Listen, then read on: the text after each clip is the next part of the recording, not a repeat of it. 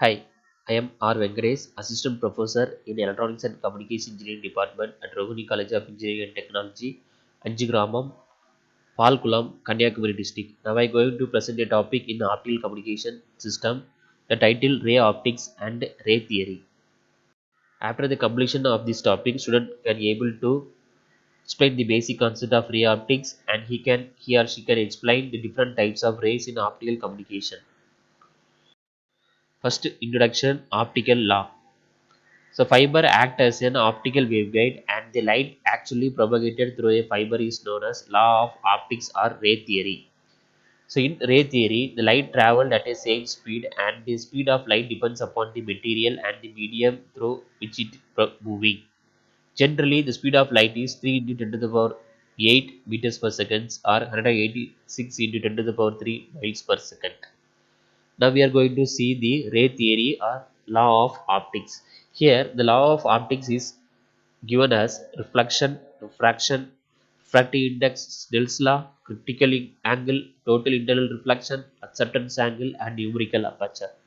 So first, before going to the law of optics, the light, the speed of light depends upon the medium through which it passes through it. So it will use the characteristics and behavior of the light. So the characteristics and the behavior of light is given by the law of optics. First, reflection. So the reflection is equal to the law of reflection is usually expressed in the angle of incident is equal to the angle of reflection. Once again repeated, the angle of incident is equal to the angle of reflection. So the angle of incidence by 1 is equal to angle of reflection. Next, refraction. The refraction is the bending of light ray that occur when the light ray passes from one medium to another medium. Repeated, refraction is the bending of a light ray that occur when the light ray passes from one medium to another medium. Next, refractive index. So the amount of refraction is called index of refraction and it is the ratio of speed of light in air to the speed of light in another medium. So the index of refraction is equal to speed of light in air divided by speed of light in the medium or substance. Next, Snell's Snell's law. Snell's law states that how light ray react when it meets the interface of two medium having different index of refraction. So Snell's law is sin pi 1 divided by pi 2 is equal to n2 divided by n1. Next,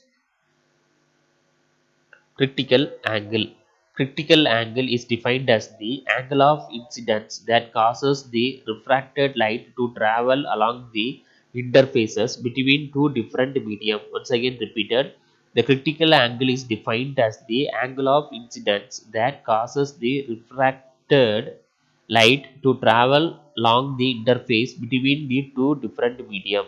So pi c is equal to sine inverse of n2 divided by n1.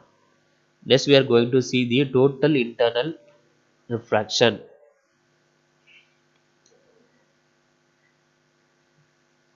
Before that, we have seen the acceptance angle. So, the acceptance angle as any ray which are incident into the fiber core at an angle greater than theta a will be transmitted to the core or cladding interfaces at an angle less than the critical angle pi c and will not be totally internally reflected. So, the critical acceptance angle which is given by sine theta sine inverse of root of n1 square minus n2 square. Next, we are going to see the numerical aperture. So the numerical aperture is used to describe the light gathering or light collecting ability of an optical fiber. It is refers the figure of merit commonly used to measure the magnitude of an acceptance angle. So the numerical aperture of a light entering the glass fiber from an air medium is described mathematically as NA. NA is equal to sine theta A, where NA is equal to N1 into root of 2 into del. Thank you.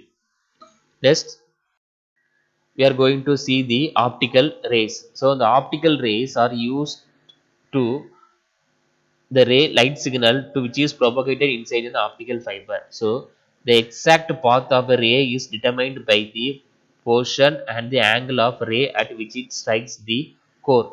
In optical fiber propagations, we are using three different types of ray: axial ray, meridional ray, and skew ray. So first, axial ray. Axial ray, it travels along the axis of the fiber and stay at the axis at all the time. Next, meridional ray. So the meridional ray, it enters the core and passes through its axis.